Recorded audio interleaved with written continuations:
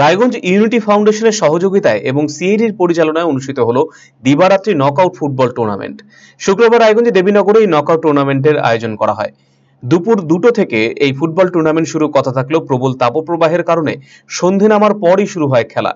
একদিনব্যাপী knockout tournament ঘিরে সাধারণ মানুষের উৎসাহ উদ্দীপনা ছিল চোখে পড়ার মতো। সিএডি সদস্য প্রসেনজিৎ সেন জানিয়েছেন, 4 জনের স্মৃতির উদ্দেশ্যে টুর্নামেন্ট অনুষ্ঠিত হয়েছে। তাদের স্মৃতির উদ্দেশ্যে রয়েছে ট্রফিও।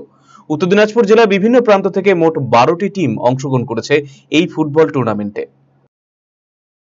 আজকে এখানে একটা দিবারাত্রি ফুটবল প্রতিযোগিতা চলছে আমাদের দেবাশিস চক্রবর্তী স্মৃতির উদ্দেশ্যে, এবং তার সাথেও আরো 3টে স্মৃতির উদ্দেশ্যে ট্রফি রয়েছে। দিবারাত্রি একটা প্রতিযোগিতা। কিন্তু খেলাটা দেখা যাচ্ছে মূলত রাত্রেবেলাতেই হচ্ছে। হ্যাঁ, বিশেষ করে ওই দিনের বেলা প্রচন্ড গরম, তাপপ্রবাহ, প্লেয়াররা অসুস্থ হয়ে যেতে পারে, সেই দিকে মাথায় রেখে নিয়ে আমরা এই সিদ্ধান্ত নিয়েছি যে রাতেই। কোন জায়গা থেকে কতগুলো দল অংশগ্রহণ করেছে? এখানে মোটামুটি এই পর্যন্ত প্রায় 12টা দল অংশগ্রহণ করেছে। আমাদের উত্তর দিনাজপুরের বিভিন্ন অঞ্চল থেকে এসছে এনারা। কতগুলো প্লেয়ার একটা দলে খেলছে, কতক্ষণ করে সময় দেওয়া হচ্ছে? একটা টিমে 8 জন করে খেলছে ওনারা। কতক্ষণ সময় দেওয়া হচ্ছে? কোনো 30 মিনিট ধরে খেলছে।